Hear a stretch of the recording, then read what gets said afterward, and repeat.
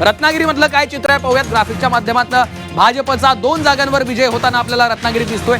शिवसेनेची मोठी कामगिरी, 27 जागांवर शिवसेनेनं विजय प्राप्त केलेला आहे। राष्ट्रवादी काँग्रेसच्या वाट्याला 2 जागा जाताना दिसत आहेत। काँग्रेसला रत्नागिरीमध्ये अद्यापही खातं उघडता आलं नाहीये।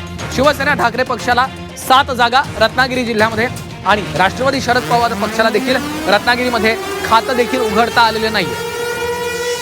आतापर्यंतचे हे महत्त्वाचे अपडेट्स आपण पाहतोय। आणखी एक महत्त्वाची बातमी येते। औषध भाजप आमदार अभिमन्यू पवार यांना मोठा धक्का बसलेला आहे। किल्लारी झेडपी गटात काँग्रेसच्या उमेदवाराचा विजय झालेला आहे। किल्लारीमधनं काँग्रेसचे सुभाष पवार हे विजयी झालेले आहेत। किल्लारी झेडपी गटामध्ये काँग्रेसच्या उमेदवारानं आपला विजय नोंदवलेला आहे। त्यामुळे औशामध्ये भाजपचे आमदार अभिमन्यू पवार मुख्यमंत्री देवेंद्र फडणवीसांचे निकटवर्ती आहे। त्यांना हा मोठा धक्का आपल्याला बसताना पाहायला मिळतोय। आणि गेल्या याच निवडणुकीच्या प्रचार सभांमध्ये कशा पद्धतीनं काँग्रेस विरुद्ध भाजप असा हा संघर्ष आपण बघितलेला होता। त्यानंतर बघूया पुढली एक मोठी बातमी। खालापूर सावरोळी गणामध्ये उद्धव बाळासाहेब ठाकरेंच्या पक्षाचा विजय झाला। शिवसेना ठाकरेंच्या उमेदवार प्रमिला पाटील या विजयी झाल्याचं पाहायला मिळत आहे। शिवसेनेच्या माधुरी पाटील यांचा पराभव झाला। शिंदेची शिवसेना आणि ठाकरेंच्या शिवसेनेमध्ये या ठिकाणी लढत रंगल्याचं पाहायला मिळालं होतं। तर शिवसेना उद्धव बाळासाहेब ठाकरे पक्षाच्या प्रमिला पाटील यांनी विजय मिळवलेला आहे, तर शिंदेच्या शिवसेनेच्या माधुरी पाटील यांचा पराभव झाला। कारगाव गणामध्ये एनसीपीच्या देवयानी देशमुख विजय झालेले आहेत। आणखी एक बातमी महत्त्वाची आपण पाहतोय। शिवसेनेच्या दादा साईल यांनी विजय नोंदवलेला आहे। शिवसेना युबीटीचे अमरसेन सावंत हे पराभूत झालेले आहेत। एक महत्त्वाची बातमी, हाय व्होल्टेज लढतीमध्ये महायुतीनं बाजी मारलेली आहे। पावशी मतदारसंघात शिवसेनेनं विजय नोंदवलेला आहे। आणखी एक महत्त्वाची बातमी, हातखंबा जिल्हा परिषदेच्या गटात शिवसेनेचा विजय झालेला आहे। सुयोग कांबळे यांनी विजय प्राप्त केलेला आहे। हातखंबा जिल्हा परिषदेमध्ये शिवसेनेनं विजय नोंदवलेला आहे। शिवसेनेनं हातखंबा जिल्हा परिषदेच्या गटात विजय प्राप्त केलेला आहे। एक महत्त्वाची बातमी आपण पाहतोय। सुयोग कांबळे यांचा केवळ 300 मतांनी हा विजय झालेला आहे। आणि त्यानंतर आपण पाहतोय विजयी उमेदवारांकडनं आता जल्लोष केला जातोय। विजयी उमेदवारांचे समर्थक असतील, कार्यकर्ते असतील, कुटुंब असेल, त्यांच्याकडनं आता विजयी जल्लोषाला सुरुवात झालेली आहे। भाजपच्या वतीनं देखील आता हा जल्लोष ठिकठिकाणी केला जातोय, कारण भाजप पुन्हा एकदा या निवडणुकांमध्ये अर्थात जिल्हा परिषद असेल, पंचायत समिती असेल, या निवडणुकांमध्ये पुन्हा एकदा मोठा पक्ष म्हणून पुढे येतो। हातखंबा जिल्हा परिषदेमध्ये शिवसेनेनं विजय मिळवल्याचं पाहायला मिळत आहे। सुयोग कांबळेंचा 300 मतांनी विजय झाल्याचं दिसून येत आहे।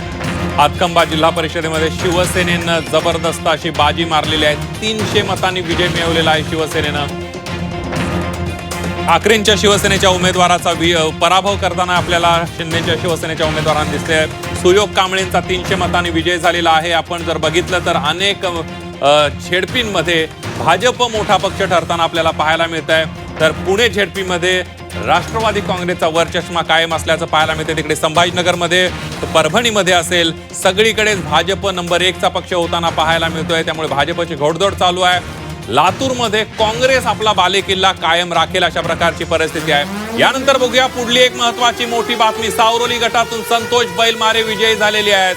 शिवसेनेचे ज्ञानेश्वर गायकवाड यांचा पराभव झाल्याचं पाहायला मिळत आहे। चौक झेडपीमध्ये शिवसेना उद्धव बाळासाहेब ठाकरे पक्षाच्या वैशाली खैरे विजयी झाले आहेत। अक्करगाव गटामध्ये महायुतीच्या रेश्मा पाटील विजयी झाले आहेत आणि सावरोली गटामधून संतोष बैलमारे यांनी विजय मिळवत ज्ञानेश्वर गायकवाड जे शिवसेनेचे उमेदवार आहेत त्यांचा पराभव केलेला आहे। अक्करगाव गटात महायुतीच्या रेश्मा पाटील यांनी विजय नोंदवलेला आहे। एक महत्त्वाची बातमी, तर सावरोली गटामध्ये संतोष बैलमारे हे विजयी झालेले आहेत। शिवसेनेच्या ज्ञानेश्वर गायकवाड यांचा त्यांनी पराभव केलेला आहे। चौक झेडपीमध्ये शिवसेना युबीटीच्या वैशाली खेर यांनी देखील विजय प्राप्त केल्याचं आपण पाहतोय। रेश्मा पाटील या देखील विजयी ठरलेल्या आहेत। तर तिकडे पुण्याच्या पाबळ केंदूर या गटातनं राष्ट्रवादी काँग्रेसनं विजय नोंदवलेला आहे। एनसीपीचे प्रफुल्ल शिवले 19,000 मतांनी विजयी झालेली आहेत। एक मोठी विजयी आघाडी त्यांनी नोंदवलेली आहे। राष्ट्रवादीच्या सुचेता थिटे, वंदना पवार देखील तिथे विजयी होताना पाहायला मिळत आहेत। आणि पुणे जिल्ह्यामध्ये जे आपण पाहतोय वारंवार राष्ट्रवादी काँग्रेसनं आपला गड राखलेला आहे आणि पुन्हा एकदा राष्ट्रवादी काँग्रेसचा वरचष्मा या निवडणुकांच्या निकालामध्ये आपल्याला पाहायला मिळतोय। अगदी श्रीकांत, आपण बघतोय ही 19,000 मतांनी जो विजय मिळवलेला आहे, हा विजय जो आहे तो सगळ्यात मोठा असू शकतोय राज्यातला। पुढची मोठी बातमी, पनवेलच्या पाली देवत गटावर भाजपचा झेंडा फडकलेला आहे। वावंजे, नेरे, पाली देवल या ठिकाणी भाजपनं झेंडा फडकवलेला आहे। पनवेलच्या पाली देवल गटामध्ये भाजपचा झेंडा पाहायला मिळतोय. भाजपचे तीनही उमेदवार विजयी झालेले आहेत. एक मोठी आणि महत्वाची बातमी आपण बघतोय. हा खरं तर पनवेल आणि हा पनवेलचा ग्रामीण भाग जो आहे तो शेकापचा बालेकिल्ला होता, मात्र शेकापचे सगळे बुरुज हळूहळू झासळताना दिसत आहेत. शेकापला देखील मोठा धक्का आपण पाहतोय, पनवेलमध्ये बसताना दिसतो. धाराशिव मधलं हे चित्र आहे. धाराशिवमध्ये भाजपला 10, शिवसेनेला 6 जागा मिळालेल्या आहेत, तर राष्ट्रवादी काँग्रेसचा 3 जागांवर विजय झालाय. काँग्रेसचा 4 जागांवर विजय झालेला आहे. शिवसेना ठाकरे पक्षाला 5 जागा मिळालेल्या आहेत. राष्ट्रवादी शरद पवार पक्षाला 1 जागा आणि इतर 2 जागा. धाराशिवमध्ये काहीसा संमिश्र निकाल आपल्याला पाहायला मिळत आहेत. धाराशिव मधलं हे चित्र आपण पाहतोय. कोल्हापूरमध्ये देखील काय झालेलं आहे, कोल्हापुरात काँग्रेसच्या वाट्याला 12 जागा गेलेल्या आहेत. पुण्याच्या पाबळमधनं काय, राष्ट्रवादी काँग्रेसचे प्रफुल्ल शिवले 19,000 मतांनी विजयी ठरलेले आहेत. पंचायत समितीच्या गणामधून राष्ट्रवादी काँग्रेसनं विजय प्राप्त केलेला आहे. पुण्याच्या पाबळ-केंदूरमधून एनसीपीचा उमेदवार विजयी झालेले आहेत. प्रफुल्ल शिवले 19,000 मतांनी विजयी झाल्याचं पाहायला मिळत आहे. मोठा विजय. तर दुसरीकडे पंचायत समिती गणातून सुद्धा राष्ट्रवादी विजयी झालेले आहे. राष्ट्रवादीचे सुजेता थिटे आणि वंदना पवार हे पंचायत समितीमधून विजयी झाल्याचं आपल्याला पाहायला मिळत आहे. आणि पाबळ-केंदूरमधून एनसीपीचे उमेदवार प्रफुल्ल शिवले हे झेडपीचे उमेदवार आहेत. तब्बल 19,000 मतांनी विजय आलेत. मला वाटतं राज्यातल्या सगळ्यात मोठा विजय त्यांचा असू शकतो. एक मोठी आघाडी त्यांनी घेतलेली आहे. तब्बल 19,000 मतांनी ते निवडून आलेले आहेत. त्यामुळे अर्थात ती एक महत्वाचा निकाल ठरू शकतो. पुणे कोरेगाव गणातनं निर्मला नवले पराभूत झालेल्या आहेत. भाजपच्या मनीषा पाचंगे यांनी आपला विजय प्राप्त केलेला आहे. पुण्यातील कोरेगाव गणातून निर्मला कवले पराभूत झालेल्या आहेत. भाजपनं त्या ठिकाणी विजय प्राप्त केलेला आहे. मनीषा पाचंगे पुण्यातील कोरेगाव गणामधून, निर्मला नवले या पराभूत झालेल्या. राष्ट्रवादीतला आपण बघतो. राष्ट्रवादी एक पुण्यातली परिस्थिती बघूयात. राष्ट्रवादी 36, शिवसेना 12, भाजप 18, काँग्रेसला भोपळाही फोडता आलेला नाहीये. शिवसेना उद्धव बाळासाहेब ठाकरे 2 आणि राष्ट्रवादी शरद पवार पक्ष 5. काँग्रेसची आपण जर कामगिरी शून्यावर आली याचं कारण म्हणजे काँग्रेसचा एकमेव चेहरा पुणे ग्रामीण मधला होता संग्राम थोपटे. पराभवानंतर संग्राम थोपटे गेलेत भाजपमध्ये. त्यामुळे काँग्रेसची जी शून्य आकडेवारी दिसते ते त्यामुळे दिसते. त्यांना एक ग्रामीण भागामध्ये आता काँग्रेसचा चेहरा पुण्याच्या राहिलेला नाहीये. निश्चितच महापालिका निवडणुकांमध्ये राष्ट्रवादीला भाजपनं मागे टाकलेलं होतं, मात्र पुन्हा एकदा आता नगर परिषदांच्या निवडणुकांमध्ये काय झालं आपण बघितलं. आणि आता जिल्हा परिषद असेल आणि पंचायत समिती असेल, अर्थात ग्रामीण भागातल्या कार्यकर्त्यांच्या निवडणुका, त्याच्यामध्ये पुन्हा एकदा राष्ट्रवादी काँग्रेसचा वरचष्मा कायम असताना आपल्याला पाहायला मिळतोय. धाराशिवमधलं हे चित्र आहे. धाराशिवमध्ये भाजपचा 10 जागांवर विजय, शिवसेना 6, राष्ट्रवादी काँग्रेसचा 3 जागांवर, काँग्रेसला 4 जागा मिळताना दिसत आहेत. शिवसेना ठाकरे पक्षाला 5 जागा मिळताना आपल्याला धाराशिवमध्ये दिसत आहेत. राष्ट्रवादी शरद पवार पक्षाला 1 जागा आणि इतर 2 जागा. काहीसे संमिश्र असे निकाल धाराशिवमधनं आपल्याला समोर येताना पाहायला मिळत आहेत. तर सगळ्यांनीच प्रतिष्ठापनाला लावलेली होती. तिकडे माजी मंत्री तानाजी सावंत असतील, ओमराजे नाईक निंबाळकर असतील, इकडे राणा जगजितसिंह पाटील असतील, सगळ्यांनी प्रतिष्ठेच्या लढती केलेल्या होत्या आणि यामध्ये कुठेतरी भाजप बाजी मारताना पाहायला मिळतोय. श्रीकांत, यानंतरची बघूया पुढली महत्वाची बातमी. पनवेलच्या पाली देवत गटामध्ये भाजपचा झेंडा पाहायला मिळतोय.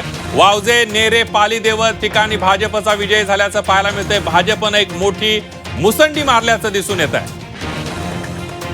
पनवेलच्या पाली देवद या गटावर भाजपचा झेंडा फडकलेला आहे. वावंजे, नेरे, पाली या देवद या ठिकाणी भाजपनं विजय प्राप्त केलेला आहे. वावंजे, नेरे, पाली देवद या ठिकाणी भाजपचा विजय झाल्याचा आपण पाहतोय. पनवेलच्या पाली देवद गटावर भाजपनं विजयी झेंडा फडकवलेला आहे. तर पुण्यातील कोरेगाव गणामधून निर्मला नवले पराभूत झालेल्या आहेत. भाजपच्या मनीषा पाचंगे यांनी विजय प्राप्त केल्याचं आपण पाहतोय. पुण्यातील कोरेगाव गणामधून निर्मला नवले या पराभूत झालेल्या आहेत. भाजपच्या मनीषा पाचंगे यांनी आपला विजय नोंदवल्याचं एक आपण पाहतोय महत्वाची. यानंतर बघूया पुढची मोठी बातमी. पुण्याच्या जुन्नरमध्ये लंगोट घालून जल्लोष करण्यात आलाय. देवराम लांडेंचा लंगोट घालून जल्लोष या ठिकाणी पाहायला मिळतोय. कशा पद्धतीनं अनोखा जल्लोष या ठिकाणी पुण्यामध्ये दिसून येतोय. देवराम लांडे हे अनोखा जल्लोष करताना दिसत आहेत. आपण पाहतोय आता ठिकठिकाणी जल्लोष अर्थातच सुरू झालेला आहे. विजयी उमेदवार असतील त्यांच्याकडनं आता जल्लोष केला जातोय. विजयी उमेदवारांचे कार्यकर्ते आहेत, पदाधिकारी आहेत पक्षाचे, त्यांच्याकडनं जल्लोषाला सुरुवात झालेली आहे. विजयी मिरवणुका निघत आहेत. देवराम लांडे यांनी मात्र अनोखा जल्लोष केलेला आहे. त्यांनी लंगोट घालून आपला हा जल्लोष केल्याचा आपण पाहतो. तर त्याच ठिकाणी काहीसं त्यांच्या हातातलं पोस्टर जे आहे अजित पवार यांचा फोटो त्यावर आहे. आपला दादा सदैव स्मरणात. त्यामुळं अजितदादांच्या दुःखद निधनाच्या नंतर काहीसे कार्यकर्ते देखील, विजयी उमेदवार देखील भाऊक झाल्याचं आपण बघितलेलं. अगदी कुठेतरी जुन्नरचे पैलवान आम्हीच आहे हे दाखवण्याचा प्रयत्न ते करताना ते दिसत आहेत. देवराम लांडे आणि या ठिकाणी आपण बघतोय अनोखा अशा प्रकारचा जल्लोष आहे. कार्यकर्ते गुलालाची उधळण करत डान्स करतायत तर दुसरीकडे एक अनोखा जल्लोष या ठिकाणी विजय उमेदवार करताना पाहायला मिळत आहे. देवराम लांडे एक वेगळा जल्लोष करतात. निश्चितच राष्ट्रवादी काँग्रेसच्या कार्यकर्त्यांकडनं देखील आता ही विजयी मिरवणूक काढण्यात आलेली आहे आणि त्यामध्ये आता